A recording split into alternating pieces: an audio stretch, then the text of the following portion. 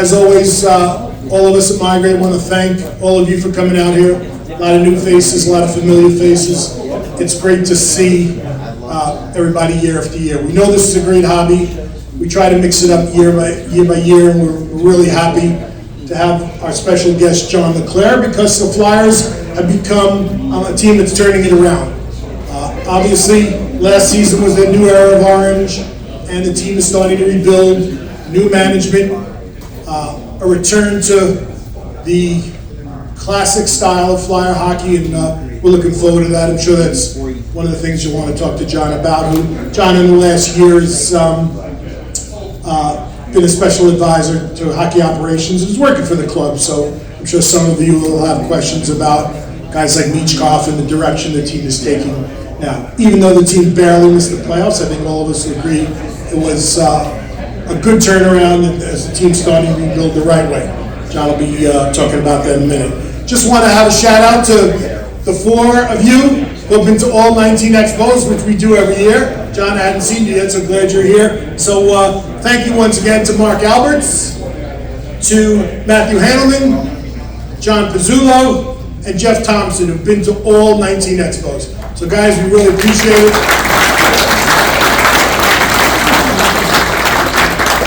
And hopefully we'll see everybody next year at number 20. All right, John LeClair. So when we thought of who would be a good special guest this year, and we thought about the Flyers and the year they had, and obviously everybody knows we signed a new long-term game-worn jersey deal with the Flyers last year. We wanted somebody who could talk about the direction of the team. John, of course, was a really relevant guest. His 16 NHL seasons, he played with Montreal, Philadelphia, of course, and Pittsburgh. And with Edmonton reaching the Stanley Cup Finals, there was a lot of talk in Canada. And I know Phil and Isaac from the Hockey Hall of Fame are here, so we have at least 2 Canadians in the crowd. The country was trying to win its first Stanley Cup in 31 years. Well, John LeClair, as a young player, before he came to the Flyers, was a member of that Montreal Canadiens team, the last Stanley Cup champion from the country of Canada. And John, in fact, as I know I'm going to ask him about, because many of you know I was close friends with Kelly Rudy in the 80s, and John ruined Kelly Rudy's life by scoring 2 overtime goals in that 5-game series. John had 2 of the most important goals in Montreal's last Stanley Cup. But that's only where it began. In 1995, he joined the Flyers, and as we all know, the Legion of Doom, with John on the left, Eric Lindros in center, and Mikael Renberg at right, became one of the NHL's all-time great lines. For those of you young guys and young ladies in the room, there's a lot of superlatives thrown around with the McDavids and the Bedards and the Marios and the Gretzkys, but the Legion of Doom was one of the greatest lines in the history of hockey. And I want to make a shout out to Hutch Cohn, the winningest high school coach in New Jersey history, who says, no matter how many 50-goal seasons you score, if you can't play both ends of the ice, you can't play. John LeClair happened to win the NHL Plus-Minus Award twice in the late 90s. So here's a guy who scored, the only American-born player to score 3 consecutive 50-goal years, the Legion of Doom's dominance from 95 to 99, and he was the NHL's Plus-Minus Award winner twice, and a 5-time NHL All-Star. He is Special Advisor for Hockey Operations of the Philadelphia Flyers. I'd like to introduce John LeClair.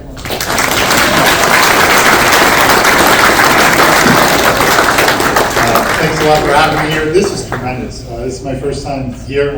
It's so cool seeing all the old jerseys, seeing all the history here. This is a great little thing you guys got going here, and just really pleased that I was invited to be a part of it. So thank you for having me. Man, the jerseys are just insane. I can see why you guys are into this. It's some of the old jerseys, the names. It's tremendous. Yeah, so John came with his white Stanley Cup Finals jersey the night the Canadiens won, and he didn't know this, but the red one, Robert Butler of Alabama, owns the red one. So it's great that, as Robert. Robert, thank you for bringing it so we display it. John, your 87 Flyer shirt. 97. That's final memory. That was where you guys lost the finals, but you were West, and your World Cup jersey, the U.S. World Cup. So the great thing about the hobby, as we all know, is that it connects the moments to the shirts and bringing in people in someone like you who makes it great. So let's start from go back to '93. So, You're an American-born guy playing for the Canadiens. What was that like? yeah, I mean, first off, I was well aware of the last Canadian team to win the Stanley Cup watching Edmonton play this year. You know, it's something, you know, winning a cup is awesome, but to be part of the last team to win a cup in Canada so far, you know, it's been years. It seems odd, but it's something we're still hanging on to, that '93 Cup. So. Are you rooting for Florida or Edmonton? Honestly, it was tough because you know, I just kind of watching, but you know, still have that. We still got one thing going from that '93 team. But regardless, going back to '93, you know, we had a so-so season. We started off the playoffs. We lost the first 2 games at home to Quebec, and then we just went on a roll. And a big part of that was Patrick Waugh. After the first 2 games, we went back to Patrick's from Quebec City. And we went to Quebec down 2-0. I don't know, something clicked in Patrick, which kind of does in great goaltenders like that. And he just wasn't letting any goals in. I think we won 4 straight from Quebec that year. Then we went on and won 4 straight again against Buffalo. And then we won the first 3 against the Islanders, or maybe the first 2. We won like 10 in a row.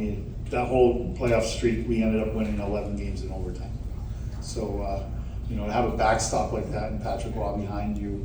And then we had tremendous character players as Guy Carbonneau, Mike Keynes.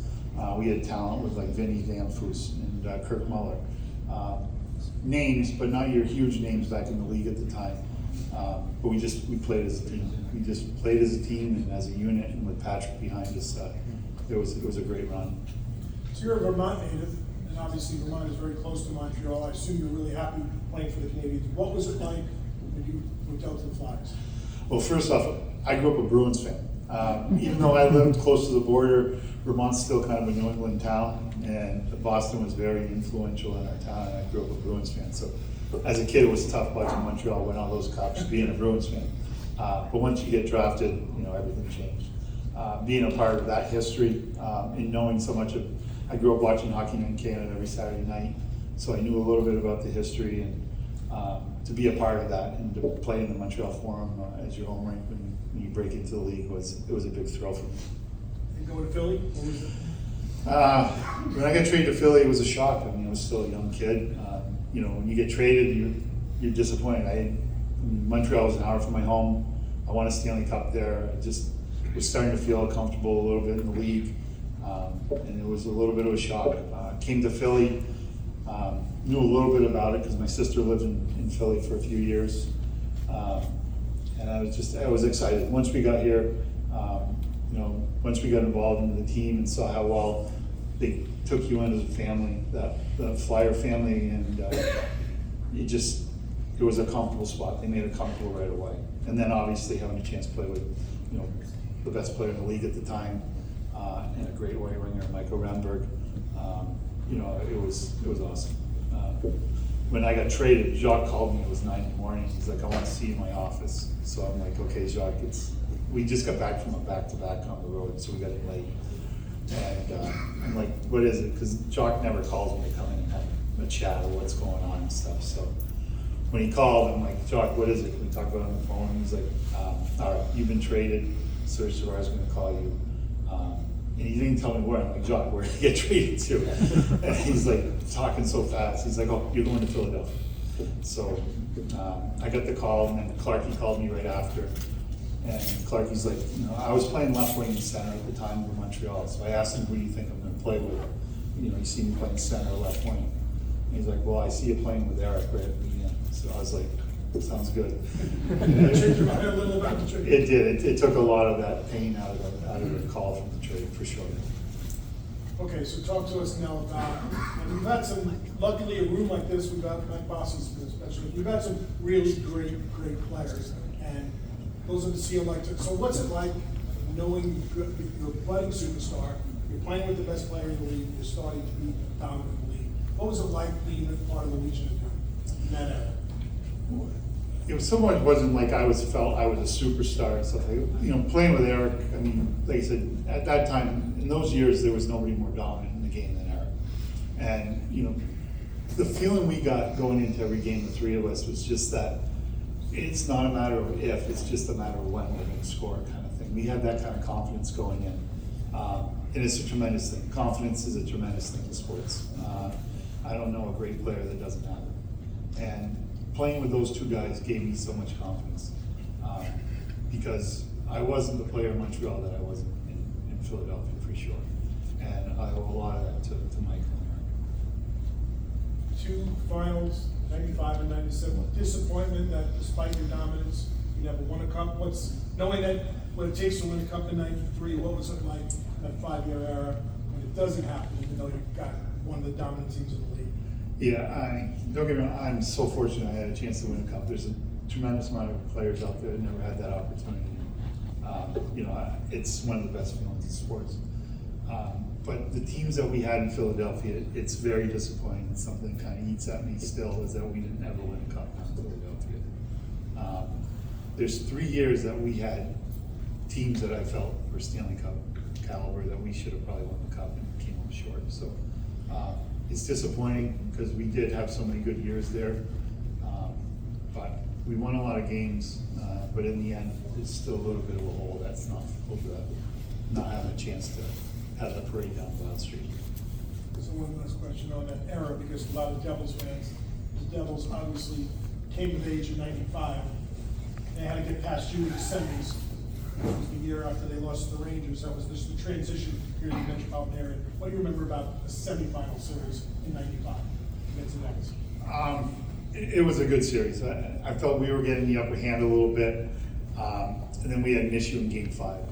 We were tied late in the game, and Claude Lemieux took a shot from just inside the blue line, outside the blue line, and it caught Hexie off guard and went in.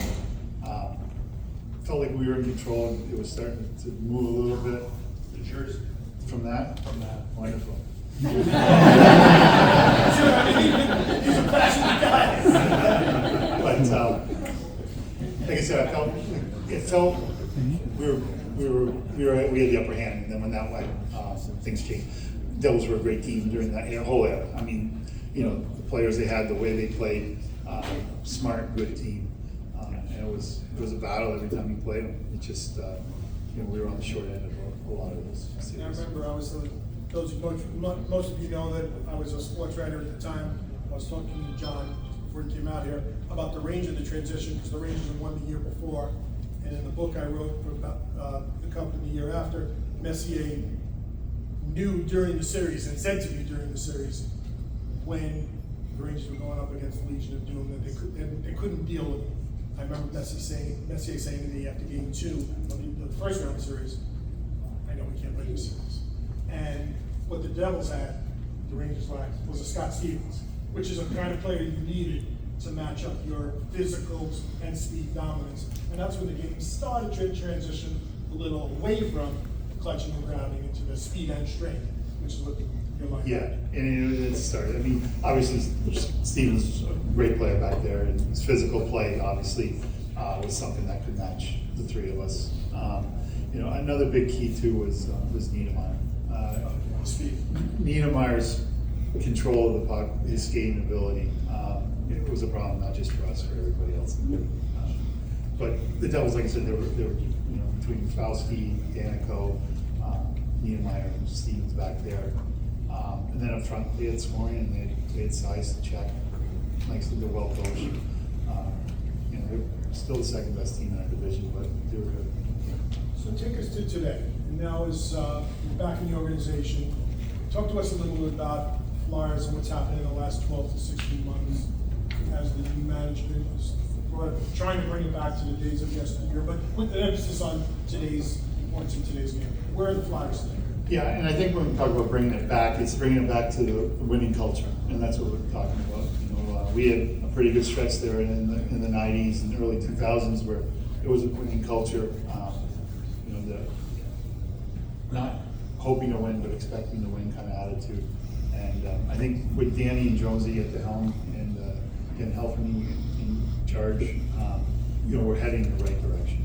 We had a good year last year. We might have overachieved a little bit from where we're going, but we had a real good year. Torts got the guys playing great. I think Torts has been great for the young guys that we're bringing in here. Teach them how to play the right way. and it's a building process. And I think you can tell by the draft, we were willing to wait on Hitchcock. We were able to get him 2 years earlier than we expected, which is nice. And he'll have a good year this year. Will he be Connor McDavid? I don't think so. I mean, he's coming in, it's going to be a little bit of a culture shock. It's going to be a growing year for the kid. I think that's what we want the Flyer fans to understand, that we're growing. Everybody's got to grow at their own pace. And Hitchcock's a tremendous talent, and he probably will grow faster than others, but there's still going to be a growing period. And we still have other young guys that we're developing that are coming through that are growing. And the beauty with our team, I think we're the second youngest team in the league. And we have a lot of talent there. It's only going to get better. So as an organization, we feel great. We feel we're heading in the right direction. And I think the Flyer fans understand what we're doing and are on board with what's going on now. I just want to ask one more question, and we'll open it up to some questions. So you talk about building a culture where you're not just hoping you win, you go in. But in many cases, that's a chicken and egg. You got to have the talent, because you could fool yourself and say we're going to win every night, but not be realistic. As now part of management, as part of an organization building that, how do you build that? Is it the acquisition of talent first, of kids and young players who understand what you're trying to do, or do you put the culture in first and hope the talent matches the culture? Well, I think we have some talent. I think there's talent there. I think obviously the talent can always be improved, and we're trying to do that through the draft. And now with Salary Cup era, you have to develop players through the draft. And then also, if you look at the Flyer situation too, we're going to get a lot of salary cap relief in the next 2 years. And between building our own players, developing our own players, and then adding pieces as we get to a more competitive, more closer area of the goals, the Stanley Cup, I think it's going to be real important to have that flexibility. So we feel good about where we are. We have a stockpile of draft picks next year. We're going to get, like I said, cap relief, and our younger players continue to get better. So between developing our players and then hopefully free agency at the right time and the right player, we're hoping that the rebuild can, as quick as possible. Questions for John? The Vermont jersey. There you go. Yeah. For your senior year. What, you got Marty's on? Is it? It's Rick. 26, Marty. Marty's on the league? Yeah. Oh, that's So, no names on the back? Remind you, no, no? back then, no. No, I don't think so. So, with the jerseys, you wear number 9 UVM, Yep. go to the Canadiens, obviously you can't wear 9 because of the Rockets, so you go to 17. Yep. You go to Philly, Renberg's wearing 17, so you go to 10. Yep. Interested in what made you select those numbers? All trainer issued. There's a story behind every one of them. Wow. You weren't a rock the boat guy, I gotta have this number, I want this number? They came up with a decent number. I mean, if he came up with something like 67 or something back then, I probably would have, no, looks like a training camp number. But I was pretty much good with anything. I enjoyed the numbers I got. Like I said, growing up, I wore 7, and when I went to Vermont, 9, felt good. And then No reason, no heroes of yours growing up? 7 to 9? yeah, no, just kind of like the number kind of thing, exactly. And then in Montreal, there wasn't even a thought of questioning it. I'll take whatever you can get. So that was good. And then when I went to Pittsburgh, they gave me 10, and I said, that's Ronnie Francis' number. I think, I can grab another number if you want. And the trainer was like, no, Ronnie's fine with it. Don't worry about it. Yeah. I was at Game 5 when you won the Cup in '93 in Montreal, and I recall when I left the arena, it took me about 4 hours to get back to my hotel because the town erupted into this big riot. I'm just curious, how did that affect your celebration that night? Did you guys have any trouble getting back to your hotel or anything like that? Just curious. We did. I actually, it was nice. Our families got to hang out with us for a while. And then my parents were a little bit older at the time, so I got a police officer actually was able to walk them across to the parking garage. You remember the mall across the street? There was a parking garage there. He got them in the car and got them going, so it was nice. We had people that could handle the families. But we stayed in the rink till almost 3, 4 in the morning. And right away, they told us what was going on outside. So they're like, you got to stay here. You guys can't leave. You got to stick around. And I mean, we were having fun no matter where we were. We were having a great The time. next day was like nothing ever happened. It was crazy. Yeah, it was too bad that it got, but they were excited. I mean, it's a passionate fan base in Montreal for sure. A quick question, I mean, you play on all 3 historic teams, especially Montreal. Did you ever get to meet some of the old Canadian players during your time there? Like some of the great players? I did. Jean Beliveau would walk around quite a bit. Okay. And what a man! Just the guy had an aura about him. Just a tremendous guy. Something that you just don't forget when you're a player. Somebody like Jean Beliveau walks in and just has to remember. He was great. They had so many great, I was curious if you They had did, to meet some. and they had others. Montreal was really good about the alumni being around here. And same thing with Philly. A lot of the Broad Street Bully guys were around. Saw those guys all the time. And obviously Clark, you saw every day. You knew Clark, obviously Bobby Clark and so Rick Lee. Yeah, those guys, they're around quite a bit. And the Flyer alumni, Brad Marsh is handling the Flyer alumni now, and they do a tremendous job trying to, get as many guys together from every year. It doesn't matter, 30 years apart, whatever. And, it's good. Those guys come around a lot, which means a lot to everybody. Does it mean a lot, does it help the current players, does it help build that, whatever it is in the room, when the alumni are there supporting? You have to ask them, but I mean, I know for me, whenever I saw a foreign player, it just, you understood what it takes to kind of, it's a feeling you get that it's like, I want to be like these guys one day, be able to just have that walk that I won a cup, I won here, part of a winning organization. And literally your room was the last the torch, so. And that's, in Montreal was like that, yeah, it really was. And it meant a lot as a player, seeing the older guys that they still care, they still hope that you do well. It's not a jealous thing, they want you to do well. Big thing, go ahead. No, go ahead, Barry.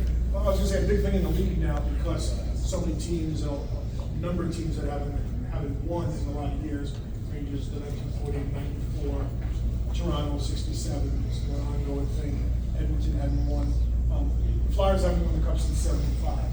Is the organization, is there a feeling that you have to take it head on, and accept the responsibility, and is that part of, I know it's not your immediate goal next year, but starting to build that, is that desire for the cup, because the cup has become, so we have to keep winning the cup. Bill? Yeah. They're gonna run out. But we're talking about the cup, so you may have seen it once or twice.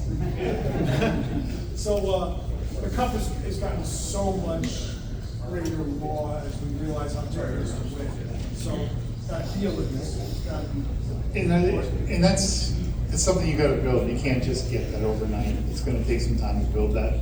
But that's the goal. It's not about making the playoffs. It's not about having a winning record. It's about winning the Stanley Cup. And that's what the goal is for the players. I think we've got some ways to go. We got to get in the playoffs first. We haven't done that for a while. And there's steps we need to take. But the goal is the Stanley Cup. And that's never going to be, we're never going to lose track of that. Because what we expect to be and where we're going to be, just making the playoffs is not going to be good. We want to win. One comment, one question. I was at Game 3 in 1993 in LA when you scored that goal and you broke everybody's hearts there. You made everyone in Montreal happy. I went to college in Montreal, lived across the street on De Maison, right across from the Forum. Loved that building. There's nothing that I've been to that's like that anymore. What was it like playing in that building with that atmosphere and it being so confined? And what do you think the game has lost by all these big mega arenas? Well, first of all, the Montreal Forum was a cathedral. I mean, every time you walked in the building, it just, I don't know, it's something different about the way they painted the seats, the lights, whatever it was, but it was always pristine, and it was truly a tremendous building to play in and to watch a game. And I think everybody misses it. You can't replicate the feeling you got walking into those buildings. I understand now times have changed, you need all the boxes, you need the white concourse and things like that. But I think the buildings today still do a good job. They still get loud, they still get that feel. the fans aren't on top of you like they were in the original 6 old buildings. But it's still a good atmosphere. It's still a good feel in these buildings today. Two quick questions. One is, I'm guessing Lindros and Renberg were your favorites to play with, but was there anyone else for line mates? And the second question is, can you talk about your day with the cup and what you did? Sure. Well, first of all, we had some pretty good success. After they traded Rennie, I'm trying to think of the year, but it was after the Cup. In '98, they traded Rennie to Tampa for Chris Grack. And we ended up getting Jonesy, came down from Colorado, and he played with Eric and I for a while. And we had some success. That was one of the few guys that they plugged into our line that really clicked. So, you know, Jonesy had a bad knee, but he got around there good enough. And, you know, he was a real good lineman. And we had some chemistry, the three of us, with that. Some other good linemen. When we won the Cup, I played with Brian Bells and Kirk Muller. That was a fun line. As a young kid, being able to break the top 6 and play with 2 veterans like that, they were good linemen. So when I had the Cup, what I did is I was running a foundation golf tournament in a foundation for the state of Vermont. So when I got it the first night, we had like a reception for all our big donors, and people, friends of the foundation. So we did that for like 2 hours, and then I had a private party with my buddies and things like that night. And then the next morning at our hockey rink, the local hockey rink in St. Albans, we had an open house. So anybody that wanted to come in and take a picture with the Cup, get an autograph, everything. We ended up having like 10,000 people. So we had a good day with the Cup. The foundation made some money. My friends and family were more than that. So it's a cool tradition. It really is a cool tradition. Did you form maple syrup with it? With the pasta going in this year? You ever Yeah. had maple syrup with the Cup? I don't know if anybody did. My friends threw a lot of different things in it, but I don't know if maple syrup was one of them. Sure. Did anybody specifically tip off Jacques, or was everybody pretty much aware of the service? Everybody knew. I mean, back then guys knew who had an illegal stick. It wasn't a big secret. I know these conspiracy theories that we looked at their stick rack in the morning skate and all this other crap. It's all crap. Everybody knew. I mean, Vinny Danfus played with an illegal curve, but he had a stick in the rack with an X on it. Last 5 minutes of a tight game, you know, we went and told the trainers to grab the stick with the X. Well, isn't that the real story? We saw we forgot to switch. Maybe he forgot to switch, but guys did that all the time. They'd switch in the last 5 minutes, so that one happened. Turned out to be very Pretty amazing moment. It was. John, you usually ran over guys during your career, but I think that was sure the defense, particularly the defense strength or forward line, just maybe you didn't have the sports playing against just like something like that. Yeah, but it wasn't the physical part. Like that part wasn't like I take my chances playing the physical game against most defensemen. It was guys like Lindstrom and Niedermeyer and those guys. They won engaged with you. They had a good stick. Like when we got into the finals against Detroit in '97, they paired. They didn't put Konstantinov against us. They put Lindstrom and Murphy against us, and that was because those guys' body position, skated well, great stick. They never engaged. We never got into a physical match with them. It was all about skating, stick position, and Lindstrom and Murphy, 2 Hall of Famers, one of the best sticks out there. So we had some issues. What motivated you to take a formal position with the Flyers, and how was it seeing your former teammates in either head coaching positions or management positions after so many years? And did that influence you deciding to take a formal position with the Flyers?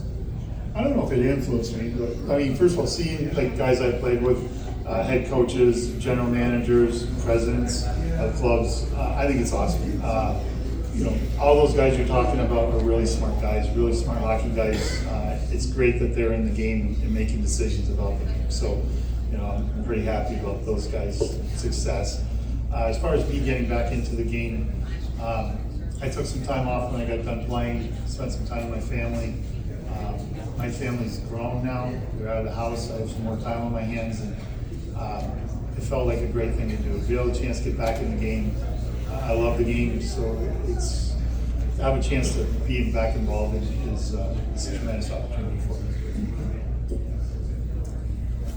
Seeing an American, Jeremy Roenick, get into the Hall of Fame this year, and looking at your stats and Eric Lindros' stats, it seems to me that you have a really good case to be in the Hall of Fame, especially with your playoff performance. And as somebody who rooted against the Flyers, I'd love to see you get into the Hall of Fame, and I wish you the best of luck with that. I appreciate that.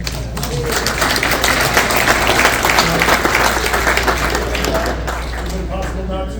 I don't think about it anymore. I think, I can see the argument on both sides of it. I really can. I get it. I don't have the milestones to 500 or 1,000 points or 1,000 games. But it's great to see JR get it. JR had a tremendous career. It was a Hall of Fame career. I'm not sure what took so long. But I was really happy for JR. It was long overdue. See a number of your jerseys from around your career, your college, international, stuff like that. What have you held on to? I've hung on to that one I have, the one we won the cup in. It's not for sale. And then I have a jersey from the teams I played for. I have my Olympic jersey. I have my other World Cup jersey. I have a World Cup jersey from when we won. And then I took a Flyers jersey from every year. I scored 50 at the end of the season. And then I think I have a jersey from every year. At the end, I know I have every jersey from every year in Montreal, just because they give us a jersey at the end of the year. And I kept it as a rookie jersey. So yeah, I have quite a few jerseys. I have my Vermont jersey, yeah, and I actually have my high school jersey. Really? Yeah.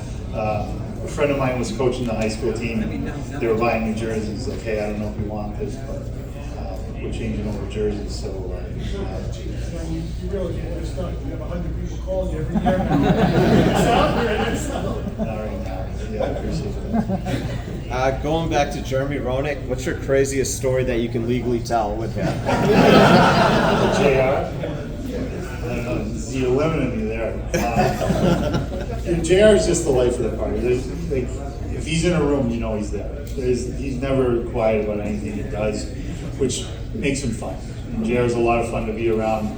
Great heart on him, always means well. And like I said, he's a tremendous player. I'm not sure why it took so long for him to get the call. What was the difference between playing and winning in the World Cup versus playing and winning in the Stanley Cup? That's a good question. I mean, the Stanley Cup, it's a year-long thing. The tradition behind the Stanley Cup, obviously, to put your name into the history like that, I think everybody kind of realizes that a little bit. But our World Cup team in '96, it was a different feel. When we got together for training camp in Providence, the group just came together right away. That group's still tight today. Our U.S. team's really tight. And then you understand playing for your country and the importance of it. It's up there. And did you feel like it was insurmountable when you lost the first game to Philadelphia and had to go back up to Montreal for the last two to win? No, I mean, it wasn't the best situation. Obviously, we knew that, but it wasn't. We didn't feel it was over by any means, and that's part of the group we had. We were a tight group, super talented. We really believed in ourselves, and I mean, Ricky was playing lights out. We knew we had everything we needed. We just had to go out there and do it. And that World Cup victory it's close to the Stanley Cup, very close in my. Was that the most intense hockey that you've ever played? It was. I mean, that 2 weeks that we had there was some pretty tough hockey. It was awesome though. I mean, every game meant so much, and it was a lot of fun. Obviously, it's fun when you win. I think that's what made it so much fun. But it was a great experience. Sure. What was the difference in your experience between the World Cup of Hockey and the Olympic Games 2 years later? Because they had a lot of the same core. We had the same team pretty much. It was the same kind of teams you were playing against. I think the Olympic ice did make an issue. Did have an effect on some of us. We didn't perform well either, and it's just, that's the bottom line. I don't know if it was the travel, going all the way over to Japan and what it was, but those are all just excuses. The bottom line is we didn't play as well as we should have. We didn't medal. But I do think the rink mattered a little bit, because when we came back to Salt Lake, we were in the gold medal game. You know, it's, again, the same kind of court.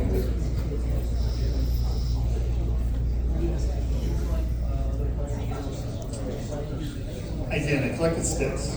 So when I was playing for a good 7 or 8 years, I'd grab a stick, have them sign it, and collect it. So I don't even know the number, but I got a pretty good collection of sticks. Yeah, it was kind of done between the trainers. I'd tell the trainer, hey, can you ask, Forsberg if he'd sign a stick for him? And sometimes they'd be like, sure, but he wants me back. And I'd have guys just ask me for sticks. It wasn't a big deal. Yeah. The jersey's a good idea, though. I wish I would have done the jersey instead of the stick.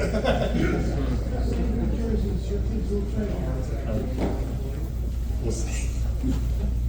Reflecting back on the seasons you played in the league, knowing that we know now about the results of each of the seasons, were there any teams where you thought, I would have liked to play on that team, or I had a chance to play with that team, or if I joined them, maybe it would have been successful? No, I mean, because I was always happy where I was. There was never a time where I wanted to be like, I wish I was playing for Boston instead of Montreal or something like that. No. Now after you're done playing, you see some of these teams, like, yeah, it'd be fun to be on the other side of the dry side. That'd be fun. No, I was fully invested in the team I was playing for. I never, I wished it was us raising the cup every year, but I don't wish it was really us. You did run into a buzzsaw, the Red Wings of that, with all those talent, the international talent they have. Yeah. That would have been a fun team to play. Yeah, and they were a good team. And they beat us in '97. They were a solid team top to bottom. I mean, from goaltender out. And, it proved kind of what kind of dynasty they repeated that year. They were a good team for a long time. They were a good team coming up before that. Just wrong place, wrong time. Surprised nobody asked yet. We don't have time for a couple more. Then John's going to stay around, be happy to sign autographs as we usually do. But a lot of times we can talk about, especially with older players or guests, how do you feel now working out today's job? The way the game's changed, the rules, post-lockout, the Shanahan rule. Many of us think the game is so much more exciting and better. The skill, no punching the ground anymore. That's a better game. What's your view about the game you were playing in today? I mean, it is a different game, for sure. And for sure, these guys are much more talented, faster. It is a better game. I enjoy the game much better. I mean, the stuff these guys can do at full speed out there, it's just amazing. I've never seen anything like what MeiGray can do on the ice. It's incredible. The only thing I do miss is hockey was a little bit, you had to earn your spot. You had to earn your space out there a little bit. And some of the slash and some of the body contact stuff is just playing hard. And I get it. There's big things at stake here. You've got to look out for the players and stuff first. But I think they went a little bit too far as some of the protection stuff on everything. But like I said, I get it. The game's better for it. The game is a tremendous game right now. It's just going to keep going forward. Last questions? A couple more. Go ahead. Best player and best goalie that played or played against them. The best goalie, I mean, by far is Patrick Paul. I don't think there's ever a guy in a big game situation that you would want in the net more than him. The guy always raises to the occasion. Never seen a competitor like Patrick. He really is a true competitor. Was not happy to see him take the job with the Islanders. Because I kind of know how competitive he is, and he's going to do a good job. So, and then for me, I mean, I had a chance to play against Lemieux, Gretzky's, Messier's, all those guys, but I played with Eric in his prime, so I'm kind of biased to that. And Eric in his prime was dominant, just dominant. Right. John, thank you very much.